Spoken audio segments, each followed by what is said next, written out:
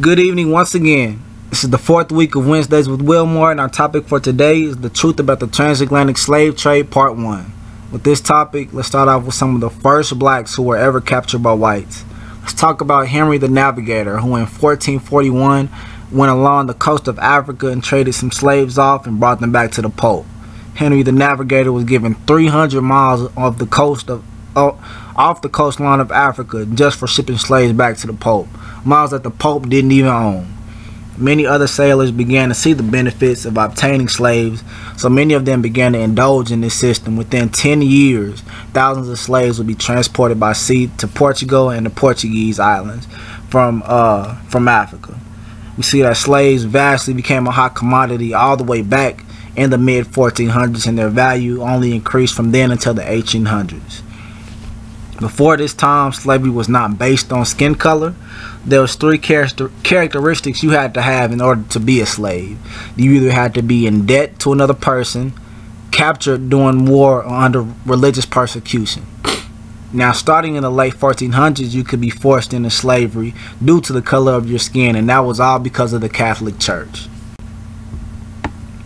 When we talk about the Americas, the slave trade officially starts in 1942 when Christopher Columbus gets the okay from Queen Isabella and King Ferdinand when they finally agree to this expedition. Columbus was given 3 ships for the first voyage: the Nina, the Pinta, and the Santa Maria.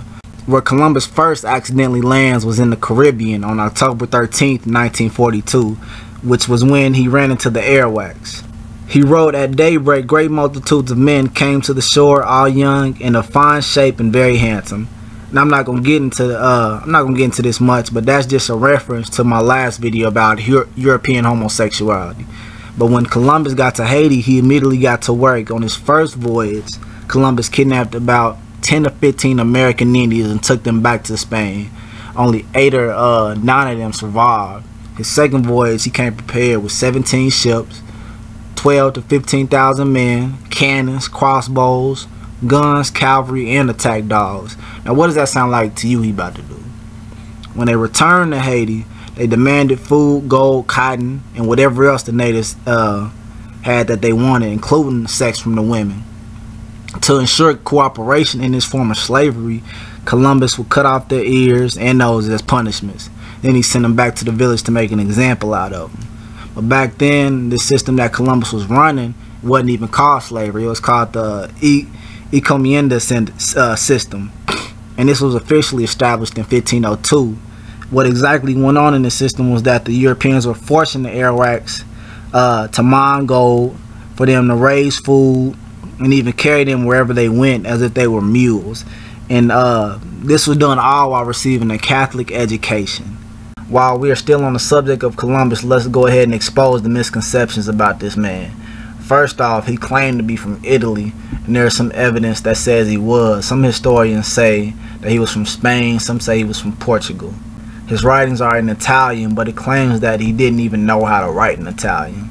It's also suggested that Columbus was actually trying to sail towards India versus the New World. Another thing about Columbus is that there is no official pictures of him painted in his lifetime. The painted portraits you see of Columbus have no historical documentation to them whatsoever.